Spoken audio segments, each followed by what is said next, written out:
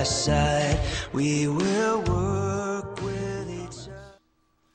You know, those of you who have been here for a while know that I feel very strongly that one of the problems with the way this country is going is the pulpits.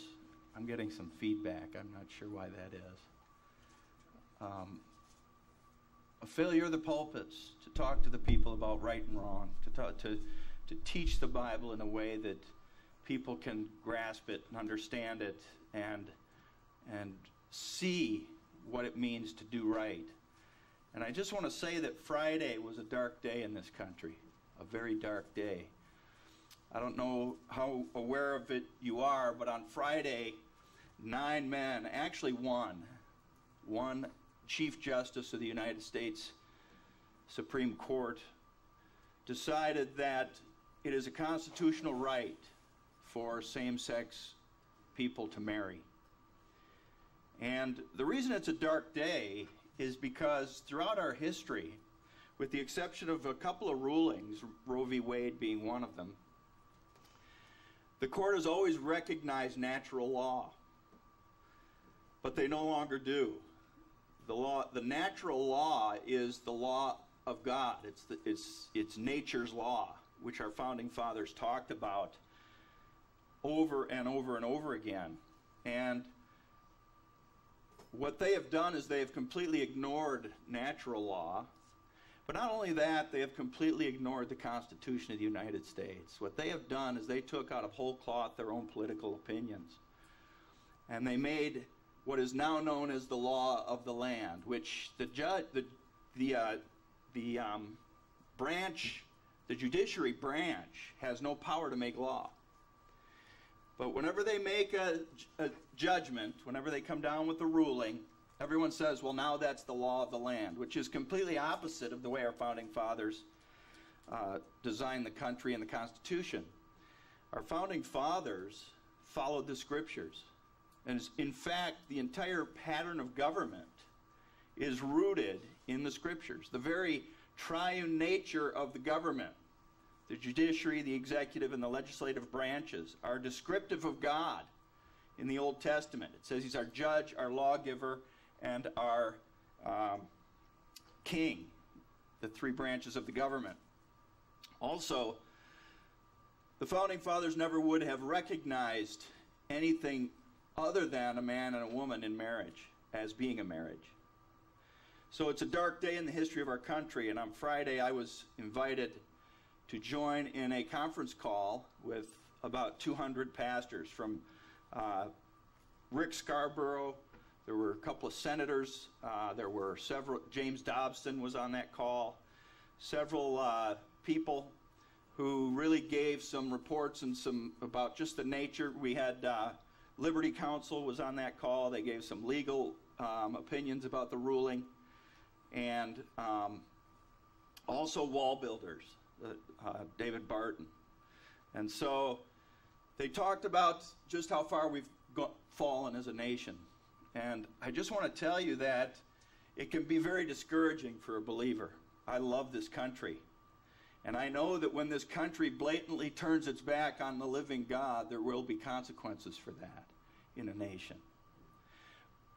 And I don't care what the chief justices say. I care what the chief judge says. And the chief judge says marriage is between a man and a woman. And it's just that simple. So they can define it any way they want, but it doesn't make it so.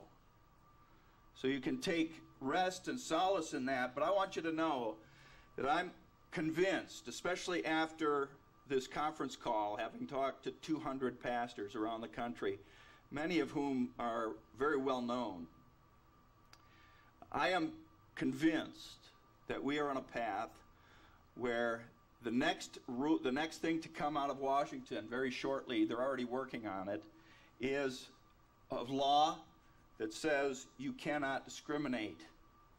You must recognize it because it's a constitutional right now. Now listen, I could go on for hours and I don't want to, but I want to teach you about this. Our founding fathers said that our rights come from God, not man, which means they're inalienable. They come from God. How can a right go against God and come from God? It can't. It's not a constitutional right. It's not an inalienable right. It's nothing of the sort. But now that it's been called a constitutional right, the next step is there will be legislation by liberal politicians and probably some so-called Republican politicians who will say now we no longer can discriminate in any way, and that's going to come into the church.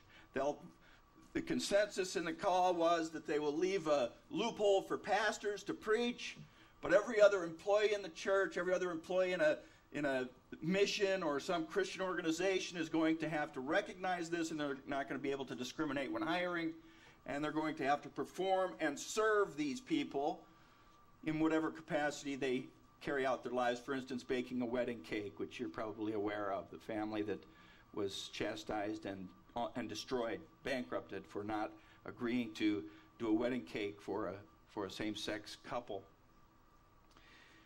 So when that happens, when that legislation comes down, you and I as Christians will be faced with the same thing the apostles were faced with. Judge among yourselves whether we should follow the law of God or the law of man.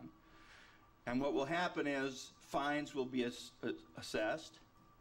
This has already happened in Canada. It's already happened in Europe. It's just a matter of time. We saw it coming. None of us were surprised by the Friday ruling, but we were all disappointed and grieved. Then the fines will come, and then if the fines aren't paid, jail will follow. And so, by the grace of God, I'm standing before you this morning, and I tell you this: if jail is my destiny, I will go to jail to stand up for what's right for God. I will not acquiesce to the secular powers that be, and I'm asking you if you will stand with me in that. Ted Cruz, who is a senator running for president, has indicated through that call that he is going to begin a proceeding for impeachment for two of the justices, Justice Ginsburg and Justice Kagan, both of whom performed same-sex marriages before they made this ruling, which completely eliminates them as being impartial. Therefore, they should have recused themselves, and he's going to begin this process of impeachment. He said it will not succeed because the political will to carry it out in the Senate is not there. But he said it can serve as a warning to others, and we do whatever we can do and leave the rest up to God. And so I want you to know that it's a dark day for America. But God is still on the throne. Jesus Christ is still the King of Kings and the Lord of Lords, the Chief Justice. And we are at a point where one person in a country of 300 million can decide what you and I believe. It was a 5-4 ruling. That means one person swayed that vote. One person had the power to say whether that was a constitutional right or not. And one of the things that was discussed in that phone call was that we have to approach this in love, like we do everything else. Because it's easy to get angry. But we don't blame and we don't condemn the people that want this. That's part of man's nature, fallen nature, to want to be loved and to want to have all the benefits of that. We don't condemn them for that. That's not up to us to do. But what we do is we do disagree with it because it goes against the revealed will of God. And in so doing, we have to stand firm in our belief. And so I'm making a public declaration today that I plan to stand regardless of what that may bring. Also, I would ask you if you would contact your representatives and senators and tell them that you absolutely disagree with the unconstitutionality of that and that you want them to support any impeachment proceedings that would come. Now, some of you may be sitting here and say, this is I don't get this. This is a political discussion in a church. I don't understand that. If you understood the history of America, you would realize that it was the pulpits of America that created the thinking that led to the Constitution and the Declaration of Independence. They were active in every aspect of life. And what we've been taught and what we've been lied to about is that somehow in a church we're not allowed to make judgments. We're not allowed to talk about these things. But these things are important. They're important because I love my country and I love my Lord. And so to inform you is part of my responsibility. And to prompt you to action is part of my responsibility. We have purposely not become a 501c3 nonprofit corporation as a church. And the reason we chose not to do that is because once you do that, the government now can tell you what you can and cannot say. And in a 501c3 church, you cannot talk about politics, you cannot talk about, all you can do is tell people to go out and vote. And so that's why we didn't do that, because we will preach the Word of God.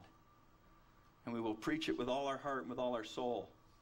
And I want to remind you that it is not a condemnation of those that seek what we have. It's simply a condemnation of those who think they have the power to overrule the judgments of God. And that is where we are in America today. And so pray for America, because this is a turning point.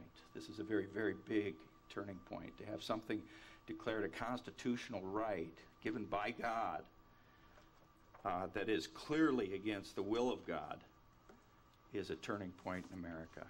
All right, I'll get off my soapbox. It had to be said, and I will continue to say it as much as I think it needs to be said. And so forgive me if I've offended anyone. If you've been offended at all, you come and tell me afterwards and we can talk about it. But I will stand up for the Word of God, regardless of the effect. I'll leave the effect and the result up to the Lord.